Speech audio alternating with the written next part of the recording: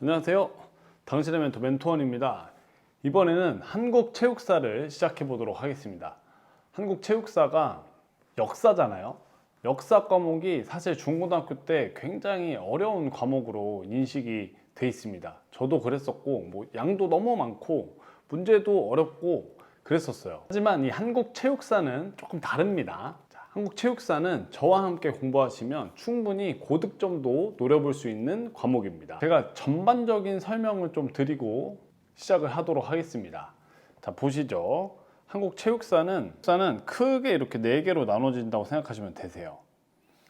자, 여기 선사시대랑 삼국시대는 언제냐면 고구려, 신라, 백제 요때고, 그리고 그 다음 고려가 있어요. 조선시대. 자, 요렇게까지 하나의 흐름으로 보시면 되시고, 그리고 이 이후에 개화기라 그래서 이때는 언제냐면 대한제국이에요. 그리고 일제강점기, 광복 이후, 이렇게 두 개의 큰 흐름으로 보시면 되시고요. 여기에서 50%, 그리고 여기에서 50% 이렇게 절반씩 나오신다고 생각하시면 됩니다. 그래서 문제가 어떻게 나왔는지 좀 살펴볼게요. 자, 문제는 제가 여기까지 자른다고 했었잖아요. 그래서 여기서 50%, 그리고 여기서 50%. 어때요? 비율이 대부분 맞아요. 이렇게 구성이 되고, 자, 이 광복 이후는 뭐냐면 이게 올림픽, 아시안 게임 이런 거 있잖아요. 스포츠 영웅 이런 것들에 관한 내용이 좀 많이 나옵니다. 어떻게 보면 상식적인 내용일 수 있어요.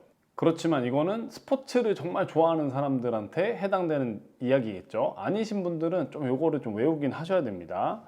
자, 그리고 요쪽에서 이제 절반이 나오는데 이 앞에 거 절반, 요때는 이제 뭐가 많이 나오냐면, 자, 민속놀이가 중요합니다. 이게 조금 중요해요. 그래서 요 민속놀이 좀 잘 알아두시면 되시고, 그 다음에 이제 무예 이런 것들이 있습니다. 무예는 그럼 누가 어디서 가르쳤고 이런 것들 있잖아요. 그래서 이런 점들을 포인트로 좀 보시면 되세요. 자, 그리고 이 체육 사관은 무조건 한 문제 또는 두 문제가 나옵니다. 그래서 이 체육 사관도 잘 기억해 두셔야 되고요. 자, 이 앞부분에서 50%가 나오잖아요. 이게 포인트가 될 수가 있어요. 왜냐면 사실 이 앞부분이 엄청 역사가 길어요. 거의 5,000년에 가깝죠. 단군부터 한다면. 그리고 여기 일제강점기부터 여기는 어떻게 보면 1800년대 후반부터예요. 1800년대라고 해도 약 200년밖에 안 돼요. 여기는 5,000년이잖아요. 여기에서 문제가 반이나 나오는데, 사실 우리가 국사가 어려운 이유는 여기에 정말 많은 역사들이 있기 때문에 우리가 어려워하는 거예요. 하지만 다행히도 체육사에서는 이 뒤에 나오겠지만 이 사료라고 하는 역사적 자료가 요때 그렇게 많이 없습니다. 그러니까 얘를 막 깊게 내기가 힘들어요. 하지만 여기는 그런 체육사 자료들이 많잖아요. 그래서 여기에서 오히려 조금 지역적인 문제가 나올 수 있는 거예요. 이런 생각들 가지고 시작을 하셔야 됩니다. 본격적으로 시작해 볼게요. 체육사의 의미부터 보겠습니다. 자, 체육사가 뭘까요? 체육사. 체육에 관한 역사겠죠. 이게 체육사고요. 자, 체육과 스포츠를 역사적으로 연구하는 학문이 체육사입니다. 그냥 이거 한번 읽어보시면 되세요. 이런 게 체육사구나를 한번 생각하고 우리가 앞으로 쭉 보시면 됩니다. 자, 이제 넘어가서 여기에서 문제가 좀 잘 나오거든요. 여기가 단골입니다. 단골. 그래서 사관이 뭔지, 시대 구분 어떻게 되는지, 사료가 뭔지 이거를 구분해서 알고 계셔야 돼요. 자, 먼저 사관부터 볼게요. 사관은 역사관입니다. 역사관. 쉽게 말해서 그냥 역사관. 역사에 대한 생각이고 가치관입니다. 역사를 쓰는 사람의 가치관에 따라서 이게 달라질 수가 있어요.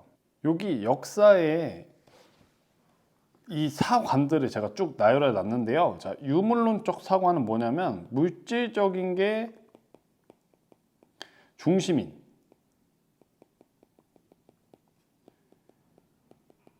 이게 유물론적 사관이고요. 관념론적은 이거는 이거는 정신적인 것, 중심인 그거예요. 그래서 지배를 어떤 사람이 어떤 정신 상태로 하느냐에 따라 달라진다는 겁니다. 자, 여기 진보사관은요, 이거는 진보한다, 점점 발전한다, 그런 생각을 가지고 있는 사관입니다. 순환사관은 이게 도는 역사는 반복된다, 이게 순환사관이고요. 자, 민족사관하고 식민사관은 완전히 대척점에 있는 건데요. 이 식민사관은요, 이거는 제국주의 있죠. 제국주의라고 그래서 뭐 영국이 막 많은 나라의 식민지를 건설하고 일본도 우리나라를 포함해서 여러 나라의 식민지를 건설하고 했었는데 이런 것들을 약간 좋게 보는 거예요. 그리고 민족사관은 이거랑 반대죠. 이게 민족을 중심으로 보는 게 이제 민족사관입니다. 요거 그냥 설명 한 번만 이렇게 쭉 들어두시면 충분히 문제 맞추실 수 있을 겁니다. 자, 두 번째로 이제 시대 구분인데요. 이제 시대 구분은 요거 일단 잘 알아두셔야 돼요. 자, 3개로 나누느냐, 4개로 나누느냐가 있습니다. 보시면 고대, 중세, 근대와 현대를 한 번에 묶어서 할 수도 있고, 이 근대와 현대를 잘라서 할 수도 있어요. 이렇게 보시면 고대랑 중세는 무조건 들어가고요. 이 근대랑 현대랑 나누느냐 안 나누느냐에 따라서 3분법 혹은 4분법이 되는 거예요. 자, 우리나라 체육사에서는 이 갑오개혁이란 게 굉장히 중요합니다. 갑오경장이라고도 표현하고요. 이 1894년인데 이게 아주 포인트가 돼요. 요거 이제 뒤에서도 계속 나올 거기 때문에 요거는 꼭 알고 계셔야 하는 겁니다. 자, 여기 살짝 제가 정리해 놨는데 갑오개혁 이전에는 이 몸 쓰는 거를 좀 천하게 봤던 거예요. 그리고 뭐 전투를 위해서, 전쟁을 위해서 이런 때만 이제 군인들만 체육을 했던 거고요. 갑오개혁 이후에는 이제 근대적인 체육이 됩니다. 이제 근대적인 체육이라 함은 체조예요. 그러니까 현대 스포츠와는 또 조금 다릅니다. 근데 이거의 시발점이 갑오개혁이었고요. 그리고 그 안에서 갑오개혁 다음에 이거는 1895년에 교육입국 조서라는 게 나와요. 요것도 아주 중요합니다. 이거는 뒤에서 또 보도록 할게요. 자, 세 번째로 이제 사료 볼게요. 사료는 역사 자료입니다. 역사 자료. 그래서 사료가 이렇게 나누어져요. 물적 사료와 기록 사료로 나누어지는데요. 이 물적 사료는 뭐 유물 이런 것들이에요. 물질적 사료고, 자, 기록 사료는 문헌이고 구전 자료예요. 이런 것들이 이제 기록 사료입니다. 이거 이렇게 쭉 보시면 충분히 아실 수 있는 내용이고요. 이제 문제를 한번 쓱 볼게요. 자, 체육사에 관한 설명으로 옳은 것을 고르세요. 이렇게 하잖아요.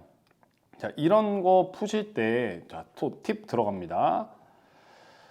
보시면 설명으로, 자, 옳은 것은 나와요. 문제가 보통 옳은 것 혹은 틀린 것, 뭐 다른 것 이렇게 나오잖아요. 자, 옳은 것이 나오면은 동그라미 치시고요. 틀린 것이 나오면 세모 쳐놓으세요. 이렇게. 그래야지 안 헷갈립니다. 아무것도 아닌 것 같은데 이런 거 잘못 이해해가지고 틀린 경우가 있거든요. 그럼 얼마나 억울해요. 그러면 안 되니까 이렇게 꼭 표시를 해 두시고요. 자, 그 다음 또 이제 문제 풀면서 또 팁을 드리겠습니다. 기억, 한국체육과 스포츠의 시대별 양상을 연구한다. 이거 맞죠? 한국체육과 스포츠 역사적으로 연구한다. 맞아요. 자, 그리고 요거 두 개는 확실하단 말이에요. 그러면 여기 지금 요거 없는 것들 있잖아요. 이거 먼저 제껴 놓는 거예요. 좀 어렵다고 생각해 볼게요. 그러면 이런 식으로 이제 선택지를 줄여 놓으면 찍더라도 50%의 확률이 되는 거예요. 그 전에는 원래 25%였다가 요거 제껴버리니까 50%의 확률이 되잖아요. 확률적으로 올라갔죠. 맞을 확률이. 그리고 한번 쭉 보는 거예요. 사실 이 디귿이 좀 헷갈리실 거예요. 사실 확인보다 가치 평가에 우선한다. 가치 평가에 우선하기 전에 역사는 사실을 먼저 확인을 잘 해야 되겠죠. 그래서 이게 원래 틀린 건데, 자, 요 네 번째는 맞죠. 그래서 만약에 이게 좀 헷갈리면 다음 이런 지문을 읽어보시고 보기를 읽어보시고 답을 고르시면 되세요. 자, 이 문제에서 제가 두 가지 팁을 드리는 겁니다. 자, 1번은 요거, 이거 옳은 것 나오면 문제에 동그라미 치시고 틀린 것 나오면 세모 치세요. 요렇게 딱 기호를 만들어서 하시고요. 그다음 이렇게 보기를 고르는 문제가 나오잖아요. 내가 생각했을 때 가장 맞는다고 생각하는, 내가 생각했을 때 맞는 것들을 먼저 표시해 놓고 아닌 것들을 이렇게 제껴 놓으세요. 그러면 설령 찍게 되더라도 확률이 올라갑니다. 알겠죠? 자, 이제 진짜 시작해볼게요. 체육사에 대해서, 우리 역사에 대해서 한번 시작해 보도록 하겠습니다. 자, 먼저 선사시대예요. 선사시대. 선사시대. 제가 선사시대랑 삼국시대랑 묶어놨어요.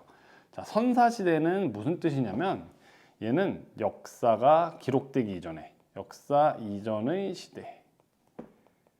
이게 선사시대입니다. 여기도 제가 써놨습니다. 자, 이때는 글자가 있었지만 그래도 뭐 그걸 잘 쓰지는 못했던 시절이잖아요. 그래서 역사가 읽기가 힘들어요. 그래서 막 동글에 벽화 그려놓고 막 그랬던 시대를 이제 선사시대라고 하고, 사실 이때는 뭐 구석기, 신석기, 뗀석기 뭐 이런 거 나오잖아요. 그런 시대인데 그땐 먹고 살기 바빴습니다.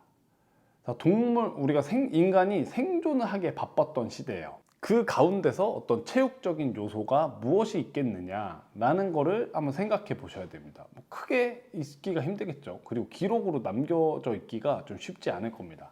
그 와중에 이제 기록으로 남겨졌던 것들이 이런 주술 활동과 성년식이에요. 요 성년식이 작년에 문제로 나왔습니다. 이렇게요.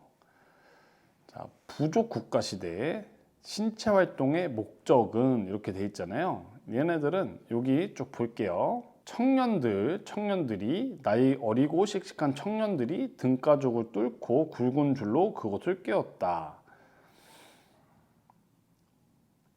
그리고 쭉 이제 나오다가 마지막에 큰 사람이라고 부른다. 이렇잖아요. 요게 그냥 이것만 쭉, 사실 쭉 이것만 읽어봐도 어느 정도 좀 알 수 있는데, 이거는 3번이 되는 거죠.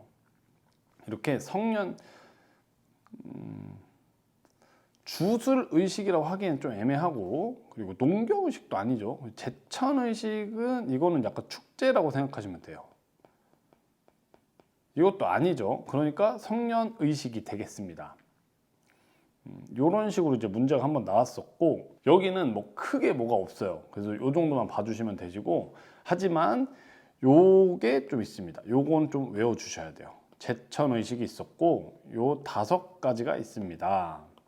자, 얘는 제가 좀 쉽게 외우기 위해서 문장을 만들었어요. 그래서 그거를 한번 쭉 보시면 됩니다. 자, 뭐냐면 말을 좀 줄여가지고 하는 거예요. 고동이와 부영이가 동물을 맺고 마찬가지로 10월에 신라에 가베렸지. 이러면 여러분 다 외우신 거예요. 자, 다시 볼게요. 고동이와 부영이가 동물을 맺고 마찬가지로 10월에 신라에 가베렸지. 고동이와 부영이가 동물을 맺고 마찬가지로 10월에 신라에 가베렸지. 고동이와 부영이가 동물을 맺고 마찬가지로 10월에 신라에 가버렸지. 이렇게입니다. 자, 말이 조금 어색하긴 한데 이런 식으로 하나의 문장으로 제가 만들어 드렸습니다. 살펴보시면 고구려는 동맹이라는 제천의식이 있었고, 부여는 영고, 동해는 무천, 신라는 가배, 마하는 10월제라는 게 있었습니다. 이 마한을 마찬으로 가버리세요. 그냥. 네, 괜찮습니다. 자, 요거를 하나씩 이렇게 연결지어서 이런 문장식으로 외워주시면 되십니다. 뭐 다른 뭐 편하신 게 있으면 그거 하셔도 되시고, 뭐 혹시 다른 걸로 방법이 더 잘 외워지는 게 찾으셨다면 댓글로 좀 남겨주세요. 자, 이렇게 문제가 나와요. 그럼 이거 앞에 거 딱 외웠으면 바로 딱 풀 수 있잖아요. 이거 지금 한번 멈추고 한번 풀어보겠습니다. 자, 문제가 이런 식으로 나올 수가 있습니다. 이러면 난이도는 그렇게 높진 않은 거고요. 자, 보세요. 근데 모르면 틀려요. 이런 건 모르면 그냥 틀림, 이런 문제예요. 자, 여기서 먼저 문제를 보시면 옳지 않은 것, 요 세모 표시 먼저 해주시고, 그리고 이제 보기를 살펴보세요. 자, 신라의 가베르치 맞죠? 고동이와 부영이, 부영인데 동이죠. 이거 틀렸네. 요걸로 가시면 됩니다. 다 맞죠 이제. 자, 마한이 맞는데 제가 그냥 마찬가지로 이렇게 가버리라고 했어요. 자, 오케이. 이제 다음 넘어가서 요때에도 민속놀이가 있었어요. 그래서 이 민속놀이가 이렇게 6가지를 저희가 살펴볼 건데요. 제가 뒤에 사진을 넣어놨습니다. 자, 각전은 이건 씨름이에요. 씨름. 자, 수박은 입식 타격이에요. 입식 타격. 그 다음, 자, 기마는 말타기. 요런 건 다 좀 아시겠죠? 근데 사예는 뭐예요? 이거는 모르실 텐데 이거는 활쏘기입니다. 자, 사자가 들어가잖아요. 그러면 활쏘기인 게 많습니다. 자, 그리고 이제 여기 이제 저포 사이 나오는데요. 이게 뭐 같아요? 이거 윷놀이에요. 문제가 나왔었는데 이런 식으로 나왔습니다. 여기에서 설명하는 민속놀이는 무엇인가요? 윷놀이 이렇게 답해 주시면 되시고, 이렇게 지금처럼 이 민속놀이가 앞으로도 이 조선시대까지 꽤 중요한 포션을 차지합니다. 이 민속놀이가 진짜 많이 나오는 해도 있고요. 작년에 좀 적게 나왔어요. 그럼 올해는 또 어떻게 될지 모르죠. 근데 민속놀이가 엄청 많지도 않고 충분히 외우실 수 있습니다. 이 민속놀이 잘 알고 시험장 가셔야 돼요. 자, 이제 삼국시대로 가겠습니다. 삼국시대 언제냐면 고구려, 백제, 신라와 통일신라 시대까지 보도록 하겠습니다. 자, 이때는요 이제 그래도 좀 나라다워졌어요. 먹고 살만 해줬다는 거지. 그래도 좀 먹고 살만 해줬다 이거고요. 이제 국가가 되니까 이제 전쟁을 좀 하기 시작합니다. 그래서 뭐 무술이라든지 뭐 군사적 전술이라든지 이런 게 발전을 했겠죠. 그리고 요때 이제 유교하고 불교가 들어왔습니다. 자, 여기에서 포인트는 요쪽인데요. 자, 신라의 화랑도가 제일 중요합니다. 그리고 고구려에는 이 태학과 경당, 자, 백제는 박사제도가 있는데 요게 이제 뭐냐면요. 요것들이 교육기관이에요. 자, 얘네들이 좀 중요하고요. 고구려에서 이거 먼저 하고 갈게요. 태학은 이거는 중앙에서, 중앙 정부에서 했던 거고요. 그리고 경당은 이건 지방에서 한 거예요. 근데 이 경당에서 활쏘기를 많이 합니다. 이렇게 그냥 쓱 들어두시고 가시고, 자, 이 박사제도는 뭐냐면 이거는 출장 가는 거예요. 출장. 뭔가 이게 잘 알고 있는 전문가가 출장 가서 가르쳐 주는 겁니다. 이 정도만 해주시고요. 자, 신라에서 화랑도를 좀 깊게 가도록 하겠습니다. 이 화랑도는 얘는 정말 단골이에요. 단골 오브 단골이에요. 요 화랑도는 무조건 내용 잘 알고 가셔야 됩니다. 어떤 방식으로든 문제가 나옵니다. 자, 먼저 화랑은 그것도 좀 아시죠? 이게 신라 시대 때 청소년들이 이 수련을 하는 단체였습니다.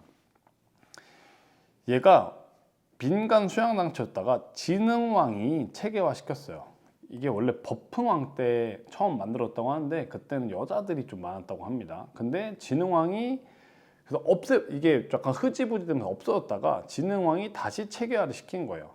이 화랑은 뭐냐면, 자, 화랑하고 낭도가 있어요. 자, 화랑이 얘네들이 주인공이에요, 주인공. 자, 얘네들은 약간 시다발이에요, 시다발이. 자, 주인공들은 이게 귀족들이 했어요. 자, 이 낭도는 이 귀족이 아닌 평민들도 했어요. 이렇게 생각해 주시면 됩니다. 그래서 이 화랑들은 나중에 이제 지도자가 되고 그런 사람들이었고, 그리고 낭도는 그 지도자들 밑에 있는 뭐 장수들, 뭐 그런 사람들이 세력을 형성했던 것, 그런 사람들이 했던 것 같습니다. 자, 다음으로 넘어가서 이제 화랑도 계속 살펴볼 건데요. 자, 화랑도의 역할은 이제 인재를 양성하는 겁니다. 이런 군사적 역할도 하고요, 정신 수양하는 겁니다. 그러니까 어떻게 보면 교육기관인 거죠, 화랑도는. 자, 그래서 교육 체계는 이렇게 있어요. 자, 이 중에서 입산 수행하고 원복이라는 걸 좀 보고 가셔야 됩니다. 입산 수행은 뭐냐면, 이게 진짜 그냥 산속에 가가지고 산속에 가서 힘들게 훈련하는 거예요. 그걸 이제 입산 수행이라고 했고요. 그리고 원복이라고, 이거는 신라의 성년식이었다고 합니다. 이 성년식을 거쳐야지 진짜 남자로, 성인으로 인정해줬다고 해요. 그래서 이 원복까지 좀 알아두시고, 여기서 입산 수행하고 원복 잘 알아두세요. 다음으로 와서 이 신라에서는 세속오계라는 교율이 있습니다. 쭉 보시면 사군이충, 사친이효, 교우이신, 임전무태, 살생유택, 이렇게 5가지의 규칙이 있었고요. 이렇게 5가지가 있는 건 문제 내기가 좀 좋습니다. 그래서 이런 것들 쭉 알아두셔야 되고, 자, 이건 쭉 보시면 알겠죠. 자, 보시면 여기 충성, 그리고 효도, 자, 교우이신, 교우는 친구죠. 자, 친구, 이렇게 임전무태, 이건 다 아실 거고, 살생유택, 살아있는 거 죽이고, 요렇게 좀 보시면은 좀 이해가, 혹시라도 외우시는데 좀 힘드시다면 요 정도만 외워주세요. 그래도 뭐 문제 좀 나오면은 이렇게 보기에 나오고 하면은 또 생각날 수 있으니까 요 정도까지만 외워주시고, 화랑의 체육사상 볼게요. 화랑은 신체 및 숭배 사상이 있었습니다. 요거는 아름다운 것이 좋은 것이다, 그런 의미고요. 아름답다. 자, 원래 이 화랑이란 것 자체가 이 꽃처럼 잘생긴 남자예요. 잘생긴 남자, 안정환처럼. 네, 꽃을 든 남자가 이 화랑입니다. 그래서 신체 및 숭배 사상이 어떻게 보면 이 말뜻에서부터 온 걸 수 있습니다. 그 다음, 자, 심신인 원론적 체육관. 자, 심신, 몸과 마음은 하나다, 이런 걸 가지고 있었고요. 그 다음, 군사주의 체육사상. 자, 이 화랑들은 국가가 위기에 빠지면 이제 적극적으로 나섰어야 되는 거예요. 그래서 이바지한다, 이렇게 표현하고요. 그 다음, 불국토 사상이 있었습니다. 불국토. 자, 이게 뭐냐면, 요거는 이 불이, 이거 부처예요, 부처. 국은 나라고, 어떻게 보면 토는 땅입니다. 이 불국토 사상이 있었다. 그리고 호연지기도 있었습니다.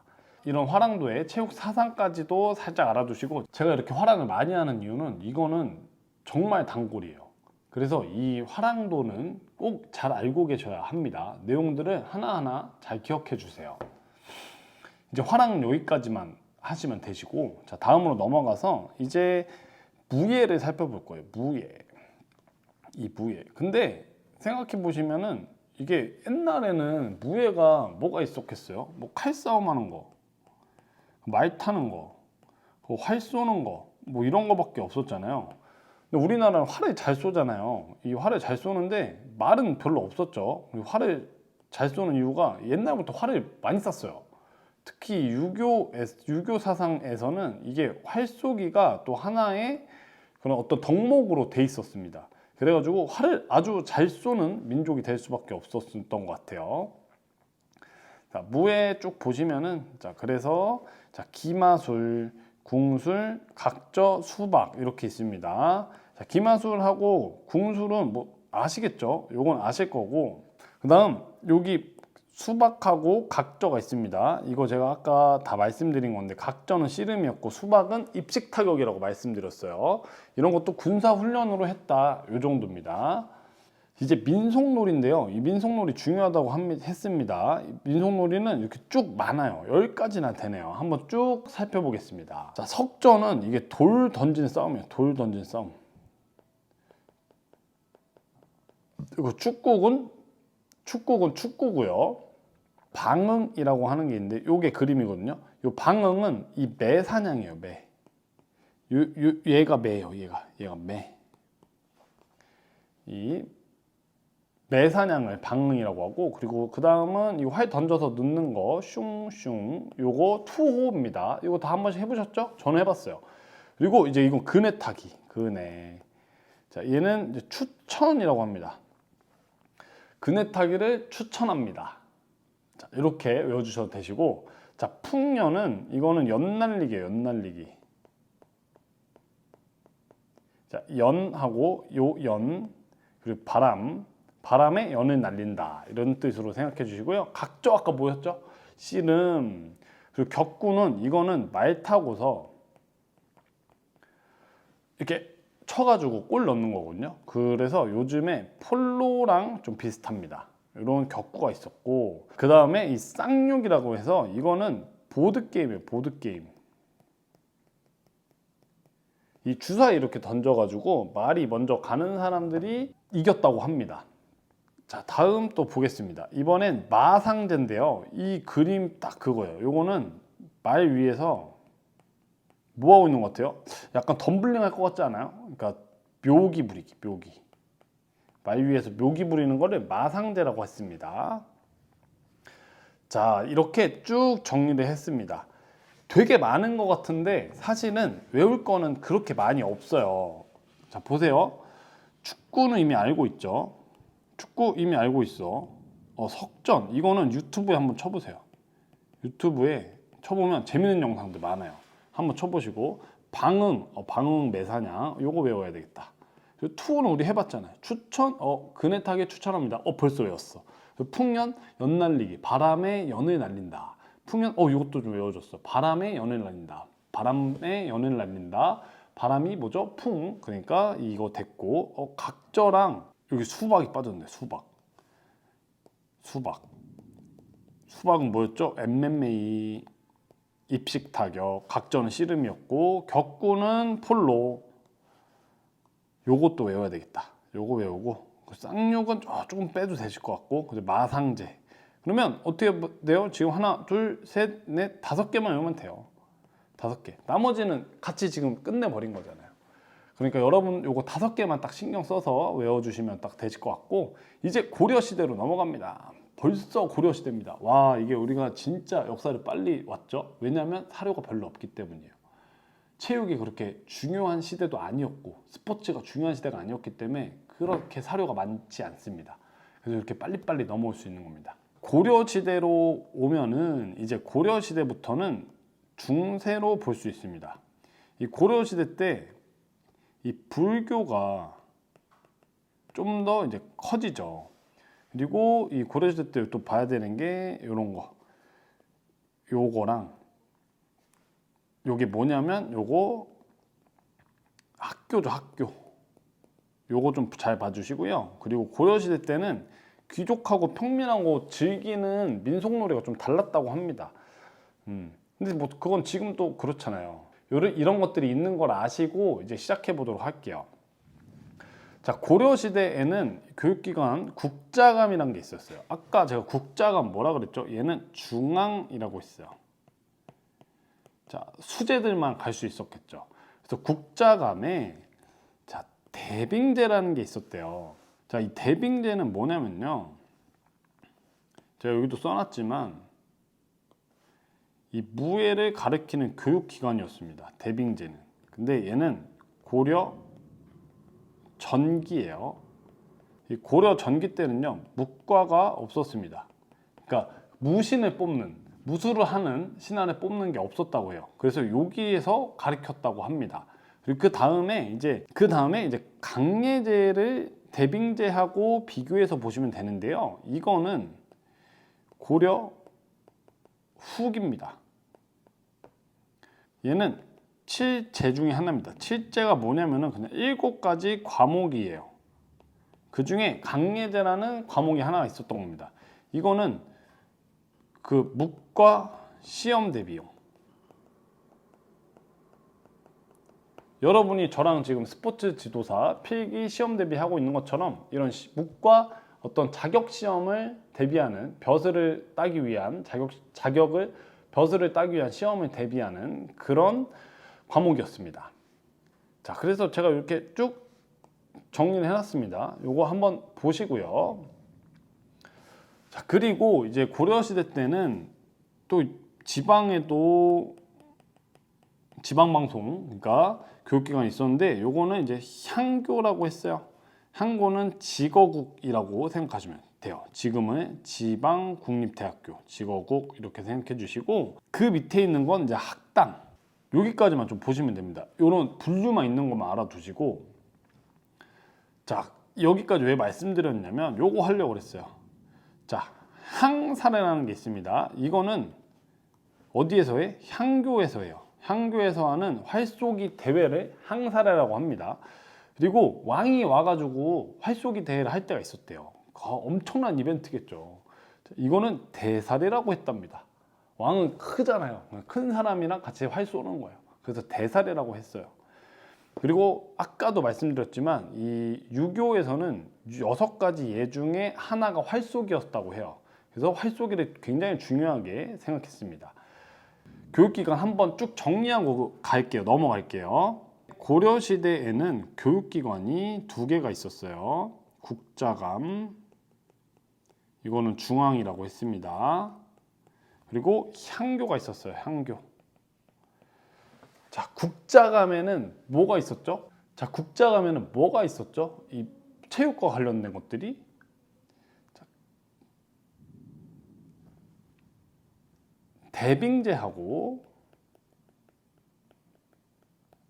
강예제가 있었습니다. 그리고 향교에는 뭐가 있었죠? 향교에는 항사례라고 있었어요. 그리고 왕이랑 같이 쏘면 대사례가 있었습니다. 요렇게 쭉 기억해 주시고 이 사실 대빙제가 작년에 시험에 나왔습니다. 보기 수준으로요. 보기에서 볼 수 있었어요. 그래서 넣어놓은 거고요. 자, 이제 무예체육을 보겠습니다. 이것도 계속 비슷비슷해요. 그러니까 왜냐면 지금 태권도가 몇천 년 됐는데 태권도 계속 하잖아요. 그거랑 비슷비슷합니다. 뭐 태권도 계속 하잖아요. 자, 이 고려시대는 수박이 있었어요. 수박. 제가 몇 번 말씀드리지만 이건 입식 타격입니다. 그 고려시대 때는 수박회라는 놀이도 있었다고 합니다. 이 오병수박회라는 사건이 있었는데요. 이게 무신 정권의 쿠데타의 시발점이 되기도 한답니다. 자, 여기 보시면 사범님이 엄청 멋있게 딱 수박 깨는 거 요거 딱 기억해 주시면 됩니다. 요거 이제 잊어버리기 좀 힘드시겠죠, 수박. 자, 그리고 이제 놀이를 쭉 보시면 자, 고려시대 때는 처음에 말씀드렸지만 귀족하고 평민하고 하는 놀이가 달랐다고 해요. 근데 사실 지금도 그렇지 않나요? 자, 어떤 귀족, 뭐 돈 많으신 분들하고 평민하고 저희 같은 서민 하는 놀이가 당연히 달라요. 한번 보겠습니다. 자, 귀족들은 일단 돈이 많잖아, 돈. 그러니까 말을 탈 수가 있는 거예요, 말. 그러니까 말을 잘 타려고 말로 뭐 놀이도 하고 했겠죠. 그러니까 이런 격구 같은 것들이 할 수가 있는 겁니다. 그리고 돈이 많으니까 자, 집에 매도 하나 있을 수 있겠죠. 그러니까 이 매사냥을 하는 거고요. 자, 투호는 요거는 이제 귀족들은 뭐 좀 그런 거 있잖아요. 막 뛰어다니면 안 되고 천하게 보이면 안 되고 그러니까 집 안에서 이렇게 속속속 던지는 걸로 놀았겠죠. 그래서 요렇게 이해해 주시면 되시고 그 다음 서민들은 그냥 하는 거예요. 자, 축구하고 돌 던지고 씨름 좀 하고 자, 그네 좀 타고 그다음 연 좀 날리고 이런 겁니다. 어때요? 지금 민속놀이가 굉장히 숫자가 많았는데 좀 겹치는 부분들이 많죠. 그래서 처음에만 잘 알아두시면 뒤에는 쭉 갈 수 있는 거예요. 만약에 올해 민속놀이가 문제가 많이 나오면 이거 다 외우고 가신 분들은 너무 좋겠죠. 근데 외우는 게 어렵지 않기 때문에 꼭 다 외워주세요. 자, 이제 조선시대로 가보겠습니다. 자, 조선시대에는요, 조선은 어떤 나라였을까요? 우리 그런 얘기 하죠. 유교걸. 굉장히 정숙한 사람을, 우리 정숙한 여자를 유교걸이라고 표현하는데 조선시대가 이랬던 거예요. 근데 이거 제가 왜 말씀드리냐면은 자, 조선은 유교주의 국가였고 성리학이 발달했습니다. 그러다 보니까 이 어떤 책 읽고 이런 거 있잖아요. 이런 거를 굉장히 높게 쳤어요. 그렇지만 이 문은 어때요? 이거는 되게 하등한 거다. 좋지 않은 거다. 이렇게 생각했거든요. 근데 이게 왜 그랬냐면 조선이 쿠데타로 세워진 나라예요. 그러다 보니까 군사적 쿠데타로 세워진 나라이다 보니 군사적 세력이 있는 게 좋겠어요? 그러니까 왕이 가진 군사적 세력 이외에 다른 세력이 있는 게 좋겠어요? 안 좋겠어요? 안 좋겠죠. 그러니까 이걸 다 없애버리려고 하는 거죠. 그러다 보니 이 문은 올리고 이제 무와 뭐 신체와 같은 것들은 이제 내려 까는 그런 사회였습니다. 자, 그게 여기죠. 승문, 천무. 자, 무는 높은 것, 무는 낮은 것. 그치만 제일 좋은 건 이거였겠죠. 문무 겸전. 무를 다 갖추는 게 제일 좋긴 하겠죠. 자, 이제 조선을 본격적으로 알아봅시다. 조선시대 먼저 교육기관부터 볼게요. 교육기관은 성균관 다들 아시죠? 성균관 들어보셨죠? 이때는 성균관은 1티어 교육기관이죠. 여기에 그 했던 대사례라는 게 있었고요. 그리고 나머지는 그냥 쭉 보시면 되시고 대사례가 중요합니다. 자, 이제 조선시대 체육입니다. 여긴 좀 중요할 수 있어요. 조선시대 무과시험을 봤다 그랬잖아요. 무과시험. 뭐 이순신 장군처럼 이제 그런 장군이 되려면 이 무과시험을 통과했어야 되는 거예요. 자, 과거 제도고요. 이 무인을 선발합니다. 얘는 1차, 2차, 3차인데 1차가 초시고요. 2차가 복시입니다. 3차가 전시인데요. 자, 이게 보면 여기 지금 여기 28명, 28명이잖아요. 1차에서는 190명 뽑고 2차는 28명, 3차는 28명이에요. 자, 왜 그랬냐면요. 이 초시는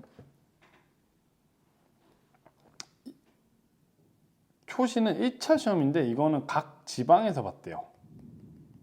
그리고 이 복시는 이건 서울에서 한양에서 봤었고 여기서 합격하면 왕이 딱 면접을 보는 거였대요. 그래서 이거는 실제 시험이라기보다는 전시는 이거는 명예성에 가깝다고 합니다. 자, 시험 종목에는 이제 활쏘기, 말타기, 그리고 병법 이런 것들을 시험을 봤습니다. 뭐 이거 사실 이것뿐만 아니라 뭐 칼 다루는 거, 창 다루는 거 이런 것도 봤었습니다. 그래서 그런 것도 있었고요. 자, 여기에서 이 훈련원이란 게 있었는데요. 여기는 이 무관 양성기관이에요. 어떻게 보면 무관 학교죠.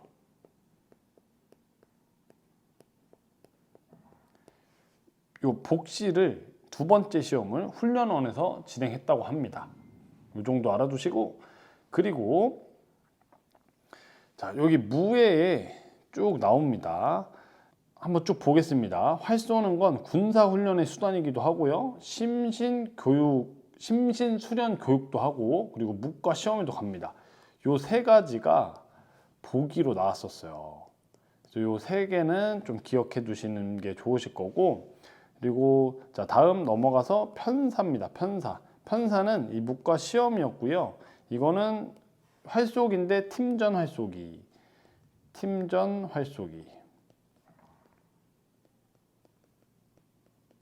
자, 기사는 이제 말을 타면서 활을 쏘는 것. 사가 나오면 활 쏘는 겁니다.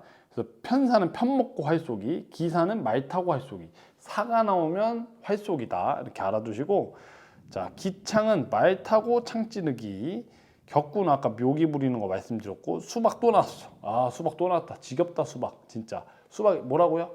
입식 타격. 오케이, 좋았어. 자, 다음에 넘어가 볼게요. 이제 그 다음 무예서인데요. 이제 무예서 조선시대 때는 이 무예와 관련된 책들이 있어요. 근데 이게 왜 나왔냐면은 임진왜란 때문에 나왔습니다. 참 슬프죠. 그 요 세 가지 잘 기억해 두시면 되시고, 요 세 가지를 잘 기억하세요. 그리고 밑에 여기 활인신방, 이거는 그냥 태계이양이라는 사람이 만든 건데 여기 체조가 좀 들어가 있대요. 그래가지고 나온 거고, 위에 게 더 중요합니다. 자, 무예는 다 들어가요. 무예 제보, 무예 신보, 무예 보통 통지 이렇게 있습니다. 자, 무예 제보는 6가지 무예가 들었고 무예 신분 18가지, 그리고 무예도 보통지는 24가지입니다. 그래서 이런 책들이 있었다는 거 알아두시면 되겠습니다. 요건 좀 알고 계셔야 됩니다. 자, 다음으로 이제 민속놀이 또 보겠습니다. 민속놀이에서 여기는 이제 요 궁도라는 게 이름이 좀 바뀌죠. 요거 있고, 이거 격구는 고려시대 했었고, 고려 때 했었고, 자, 봉희는 안 했고, 방은 고려 때 했었고, 이거 고려 때 고려 다 했고, 그렇죠? 다 했던 거 일단 추려 볼게요. 자, 추천놀이 했어요. 그럼 몇 개 안 남았다 이제. 지금 보면 자, 봉희, 그다음에 도새끼, 초판희, 줄다리기, 차전놀이 이렇게 남았고요. 봉희는 이 궁중에서 했던 거래요. 골프랑 비슷한 거. 그리고 도새끼는 단체 줄넘기고 단호 때 했습니다. 자, 9번인 초판희는 이건 널뛰기고요. 이 판 위에서 초를 친다 이렇게 생각해 주시면 될 것 같고, 자, 줄다리기 이름이 많아요. 이렇게 요거 3개가 줄다리기 이름이에요. 요거는 좀 외워 주셔야 돼요. 그다음 차전놀이는 이렇게 막 부딪히는 거 있어요. 그거 이제 차전놀이라고 합니다. 자, 그리고 또 있는데 앞에 있는 거랑 거의 같은 내용이에요. 같은 내용을 조금 또 넣어 놓은 거고요. 요것도 다시 한번 이렇게 또 보시면 되겠습니다. 이 앞에 것만 잘 보시면 되세요. 자, 그 다음은 이제 오락인데요. 장치기라 그래서 이 필드아키가 있었고, 바둑 장기는 아시죠? 제기차기도 알고 팽이 썰매도 다 아실 거예요. 근데 여기 4번에 승정도 이게 좀 헷갈릴 겁니다. 그래서 제가 사진 넣어놨어요. 자, 장치기는 이거는 조선의 필드아키,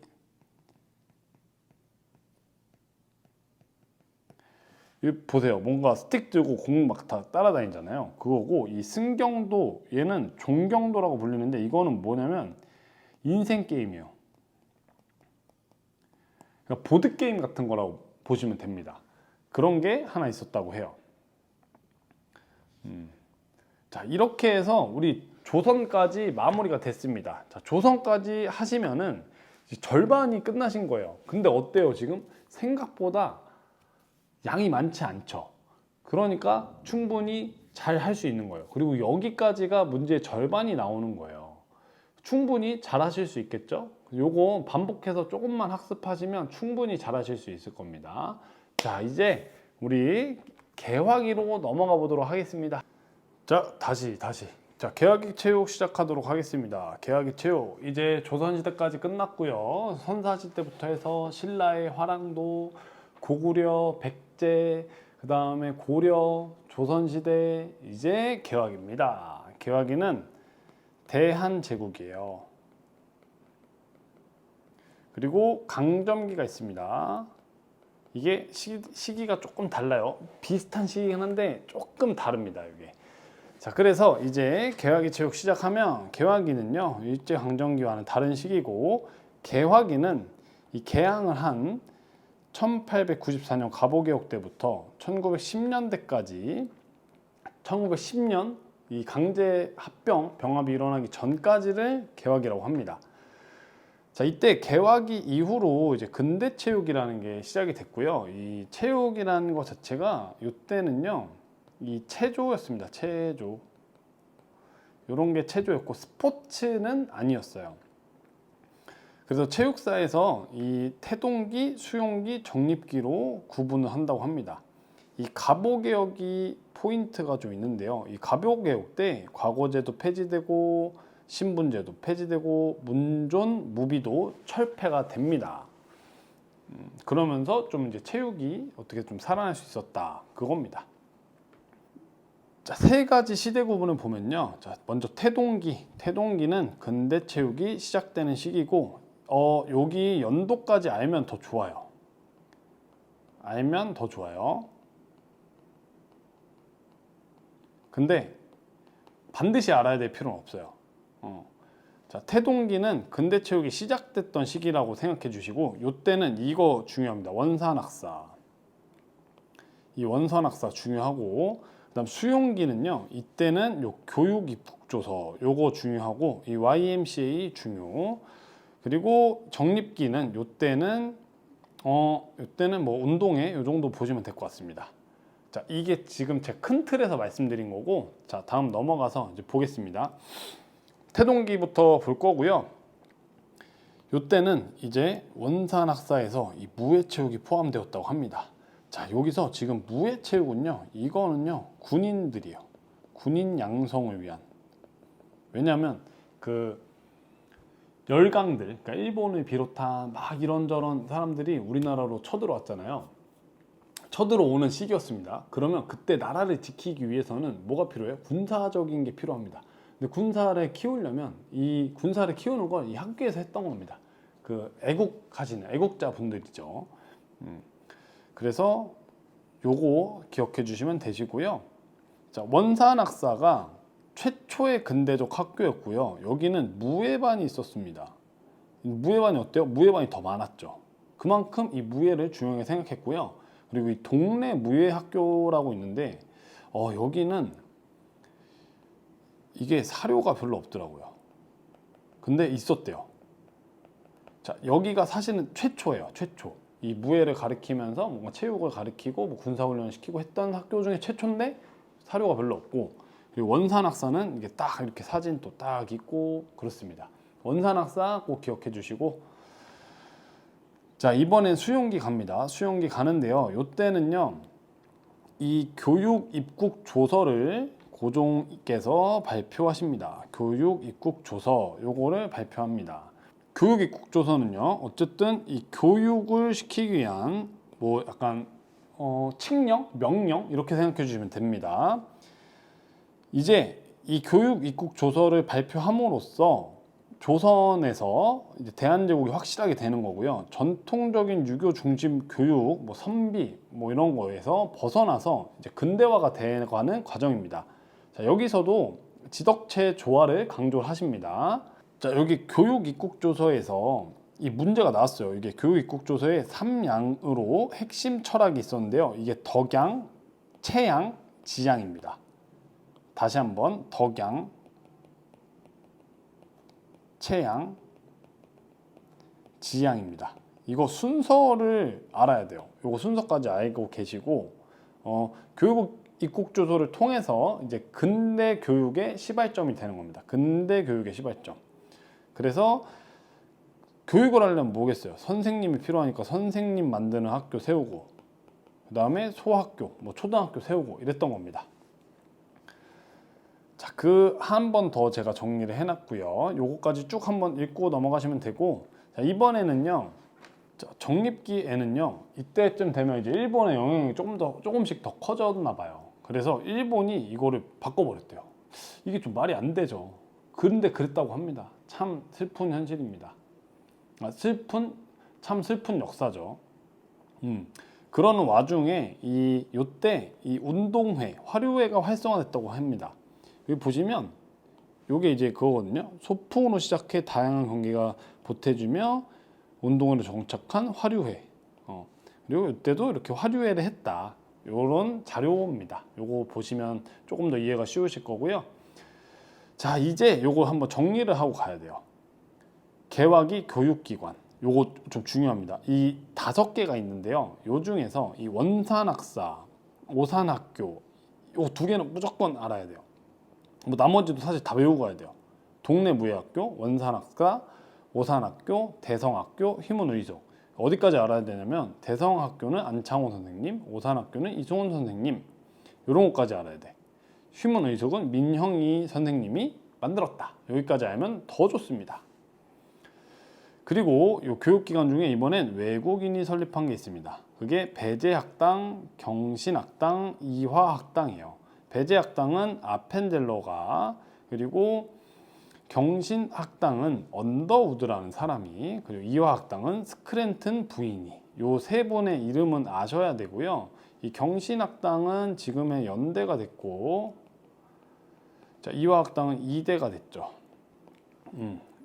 이렇게 알고 가셔야 됩니다. 이거는 근데 한 번씩은 들어보셨을 텐데 이걸 정리해서 암기하시진 않았을 거예요. 저도 그랬습니다. 근데 이거 암기하고 가셔야 돼요.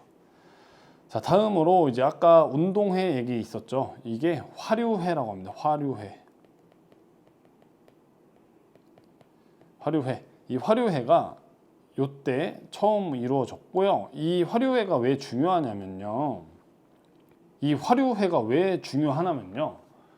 물론 당연히 체육 활동으로서 요것도 의미가 있을 거예요. 그렇지만 이 화류회를 함으로써요. 자, 보세요. 이 민족의식을 불어넣는 공동체의식. 그러니까 일제가 이렇게 침탈하고 했잖아요. 그때 우리끼리 으쌰하고 일본을 그 운동으로라도 이기는 그런 쾌감을 느끼고 그런 거 역할을 했다고 합니다. 그래서 이제 중요하고 우리가 시험에 자주 나올 수밖에 없는 거죠. 요거 이렇게 쭉 보시면 돼요. 이건 뭐 크게 어렵지 않아요. 그냥 화류회라는 운동회가 있었고, 그게 자주 했고, 그 정도 아시면 됩니다. 자, 개화기 스포츠는요, 이렇게 쭉 있어요. 자, 다 외국에서 들어온 거죠. 체조, 육상, 수영, 축구, 야구, 농구 이렇게죠. 근데 질레트라는 사람, 질레트 면도기 아니고 질레트라는 사람이 이 야구와 농구를 들여왔죠. 요 아저씨예요. 요 아저씨. 그리고 축구는 사실 딱 뭐라고 할까, 이게 그 전에 뭐가 있었죠? 축국이 있었잖아요. 이런 공 차는 건 다 있었으니까 그랬을 거고. 그다음 체조는 한성 사범학교 선생님을 교육하는 데서 체조 교과를 채택됐습니다. 요 체조 하나 알아두시고, 수영은 좀 애매하니까 일단 야구, 농구, 질레트는 무조건 알아야 됩니다. 야구, 농구, 질레트는 무조건 아시고 체조 정도 알면 좋을 것 같아요. 그 다음 이제 요것도 그냥 쭉 보시고요. 이거는 근데 사실 외우셔야 돼서 뭔가 방법이 없습니다. 이건 방법이 없고 11가지 쭉 외워주셔야 됩니다. 화이팅! 그리고 이제 또 이제 교육기관이 있죠. 여기서는 사실 이게 제일 중요하고요. 일단은 얘는 무조건 알고 가셔야 됩니다. 횡성 기독교 청년회 YMCA 이거는 꼭 알고 가셔야 돼요. 뭐 뒤에서도 또 나오지만 얘는 횡성 청년회 결성이 됐고 운동부를 하고 가장 왕성한 단체를 했고 많은 스포츠를 가져갔어요. 그래서 얘가 중요한 겁니다. 자, 대한체육구락부는요 우리나라 최초 근대적 체육단체예요. 자, 여기는 근대적 스포츠를 보급과 지도를 했고 김기정과 한양훈 선생님이 주축이 돼서 만들었다고 합니다. 그리고 대한국민체육회라는 단체도 있었어요. 여기는 노백린이라는 분이 이분이 장군님이에요. 노백린 장군이시더라고요. 이분이 뭐 체조 이런 거를 되게 많이 보급하셨다고 합니다. 근데 그 체조가 우리가 아는 그런 체조가 아니고 이거는 그 군대에서 쓰는 군대 체조 이런 거였던 것 같아요. 그렇습니다. 대한국민체육회 요것도 알아두시고, 자, 그래서 개화기 사상가가 나오는데요. 이렇게 세 분만 딱 알고 계시면 좋을 것 같습니다. 이제 일제강점기 가겠습니다. 역사의 가장 슬픈 한 챕터죠. 자, 일제강점기는요, 일본이 이제 1910년부터 식민 통치를 시작해가지고 45년 지네가 망할 때까지도 해먹었죠. 이 나쁜 놈의 새끼들. 그래서 요거 세 개로 이제 나누고요. 요 기준이 1919년이 있는데 이게 이때가 3.1운동이 일어난대요. 그 3.1운동 일어나기 전까지 막 조진 거야. 그랬더니 3.1운동 일어나니까 막 들고 일어난 거죠. 그래서 얘네들이 일본 애들 쫄은 거야. 일본 애들 좀 잘 쫄잖아요. 그래서 쫄아서 이제 좀 문화 통치기라고 이제 좀 풀어줬다고 합니다. 그러니까 좀 이렇게 우대를 해준 거죠. 그런데 요때 이제 민족 말살기 뭐냐면 얘네들이 전쟁을 시작하잖아요. 전쟁을 시작하니까 이게 뭐 태평양 전쟁도 하고 뭐 러시아랑도 하고 뭐 저기 필리핀도 가서 전쟁하고 막 하다 보니까 이게 국력이 딸린 거야. 그래서 우리나라를 완전 수탈하기 시작합니다. 그리고 우리나라 이제 국민들을 자기네 뭐 전장에 내보내려고 그런 식으로 교육을 하기 시작해요. 그래서 이 민족 말살기가 이렇게 진행이 된다고 큰 그림을 그려놓고 들어가겠습니다. 자, 이렇게 문제가 나와요. 이게 뭘까요? 체육사적 사실에 관한 설명으로 옳지 않은 것은, 제가 아까 전에 뭐라고 했어요? 자, 개화기랑 강점기랑 다르다고 했었죠. 그리고 우리가 개화기에서 이 원산학사를 봤습니다. 그래서 얘가 정답이 되는 거예요. 나머지는 맞아요. 일제강점기적 체육사 사실인데, 사실은 그거보다는 이 개념을 알고 있었어야지 이 문제를 맞출 수 있었겠죠.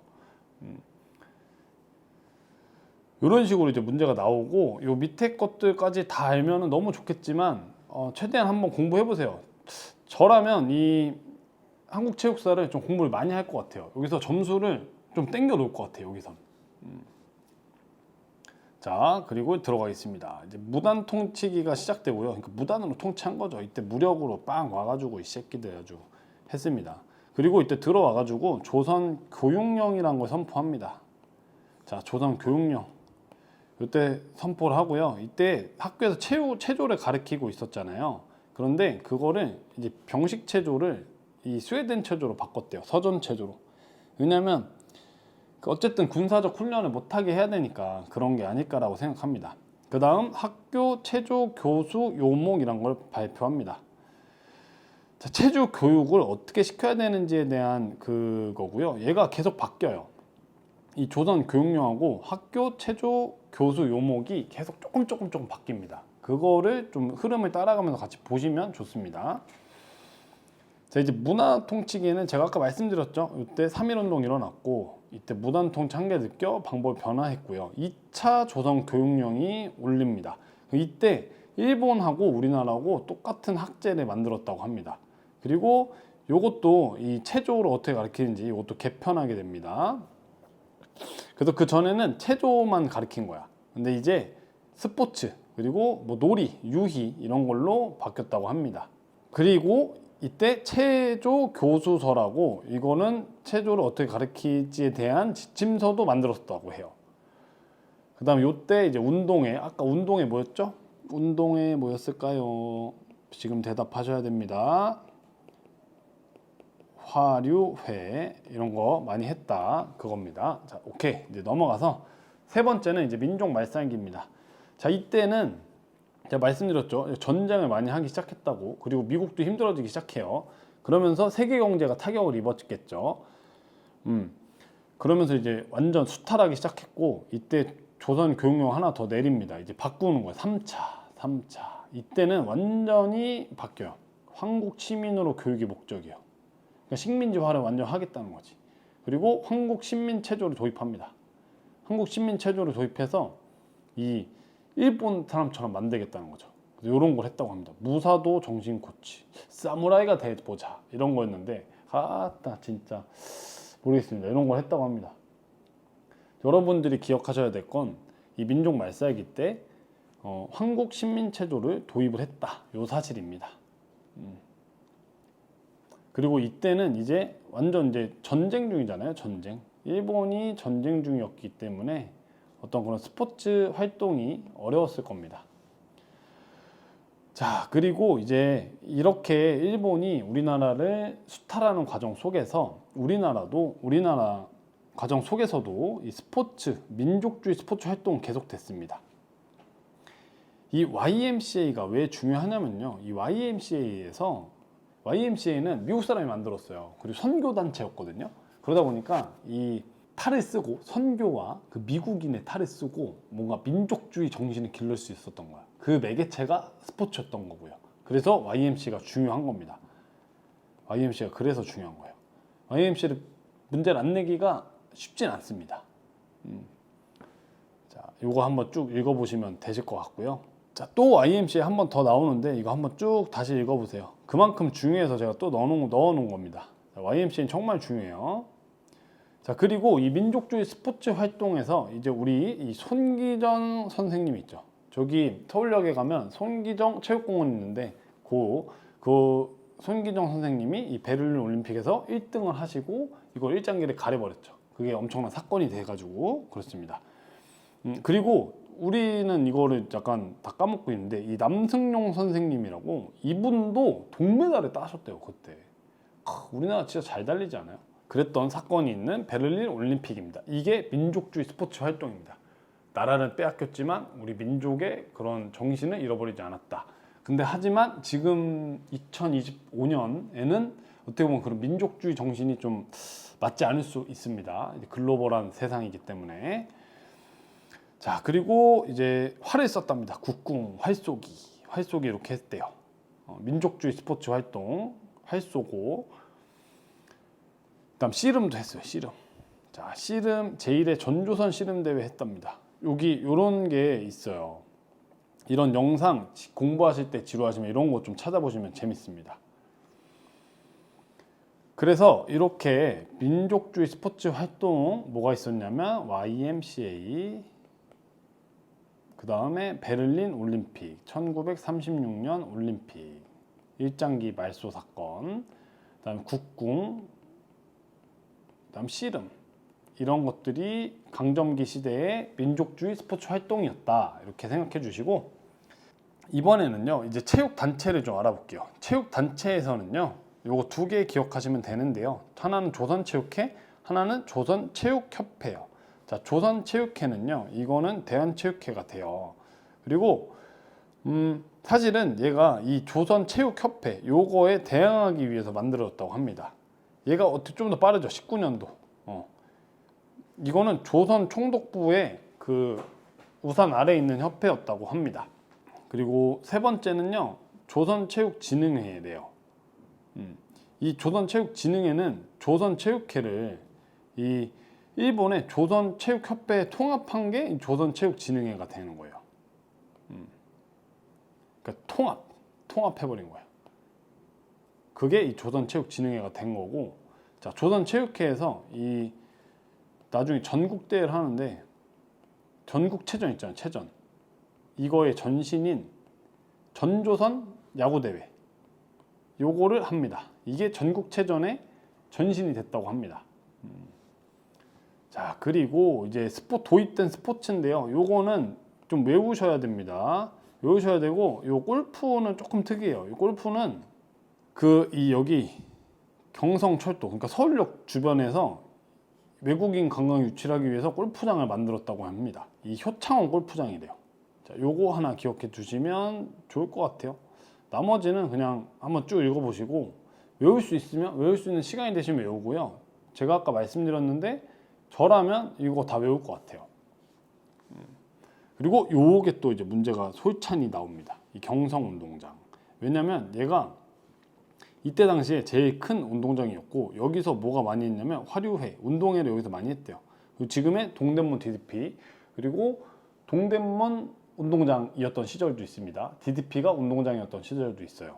그래서 요 경성운동장 하나 기억해 주시고, 자, 이제 인물 갑니다. 인물은 서재필, 노백린, 이기, 이렇게 세 분 알아두시고, 이 노백린 제가 아까 말씀드렸죠, 그 사람이고요. 자, 인물은 요 정도 좀 보시면 될 것 같고, 우리가 이 인물을 좀 제가 이렇게 딥하게 안 다루는 이유가요, 사실 일제강점기나 개화기 때 정말 중요한 인물들은 그 독립운동을 하신 분들이잖아요. 뭐 김구 선생님이라든지 안창호 선생님이라든지 그런 분들이 중요한 거고, 이 체육 쪽에서는 그 정도 인물은 잘 없는 것 같습니다.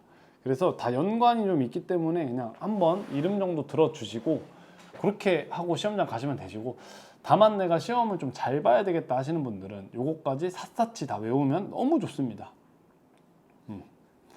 이제 광복 이후 갑니다. 광복 이후는 사료가 정말 많아요. 그래서 광복 이후는 이 포인트 잡는 게 일단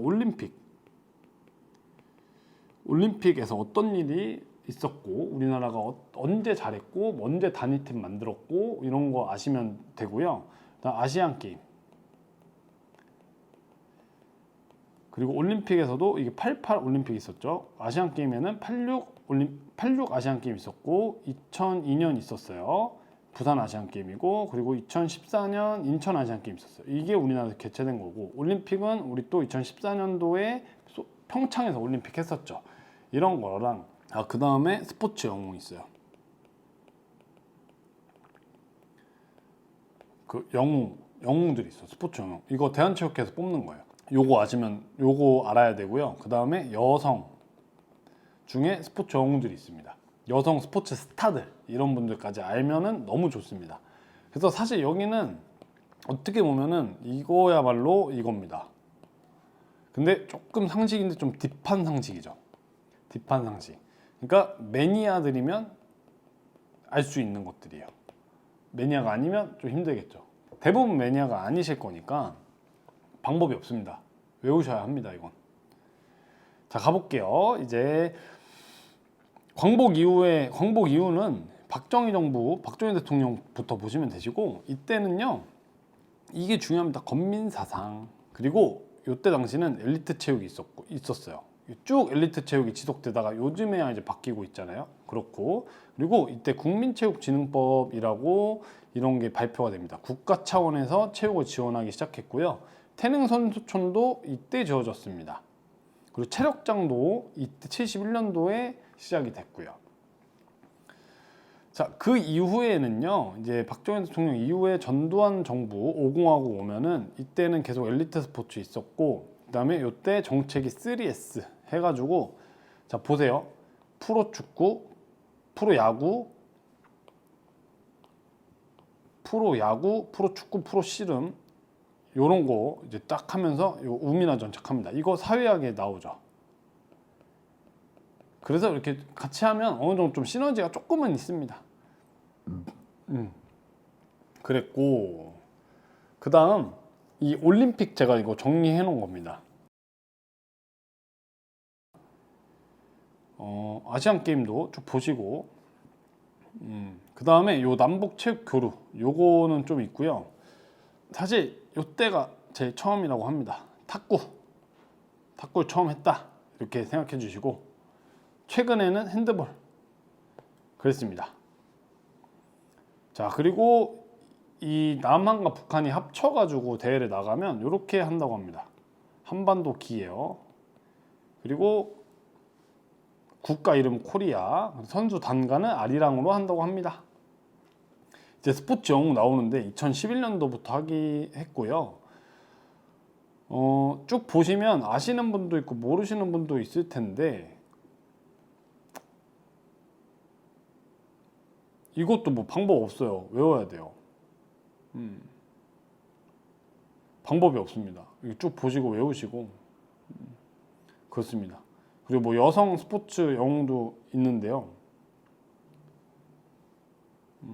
24년에 요것만 집어드릴게요. 24년에 하영주라는 분이 이 유도 선수진데, 그때 84년 LA 올림픽 금메달 따신 분이 스포츠 영웅으로 선정이 됐습니다. 이 정도 알아두시면 될 것 같습니다. 자, 여기까지 이제 한국 체육사 딱 마무리 짓게요. 자, 보시면은, 자, 정리를 한번 해보면, 일단 앞에 선사시대부터 조선시대까지 절반 나온다고 말씀드렸어요. 그리고 일제강점기부터, 개화기 일제강점기부터 해서 근대체육, 현대체육까지 해서 또 반이 나온다고 했어요. 근데 이 근대체육, 현대체육에서는 뭐가 중요하냐면, 그 올림픽, 아시안게임, 그 선수 이름, 뭐 금메달 언제 땄는지, 무슨 올림픽에서 뭐 했는지, 이거는 근데 다 외우셔야 돼요. 어쩔 수 없습니다. 방법이 없어요, 이건. 딱 그 연도와 이게 있기 때문에 그렇고, 그리고 그 앞에 개화기와 이쪽에서는 뭐 연도까지 정확하게 외우면 좋지만 그 이름들 딱딱딱 기억하고 계셔야 됩니다. 자, 요렇게 해서 한국체육사 공부 잘 해보시고요. 한국체육사를 좀 전략적인 과목으로 좀 고득점을 노리고 하셨으면 좋겠습니다. 이 한국체육사는 정말 암기 과목이기 때문에 뭐 강의를 듣고 하는 것도 중요하시겠지만 혼자서 정말 열심히 공부하는 게 더 중요합니다. 자, 이렇게 해서 한국체육사 마무리하고요. 자, 시험 이제 얼마 안 남으셨을 텐데 공부 열심히 하시고 올해 꼭 합격하셨으면 좋겠습니다. 자, 고생하셨습니다.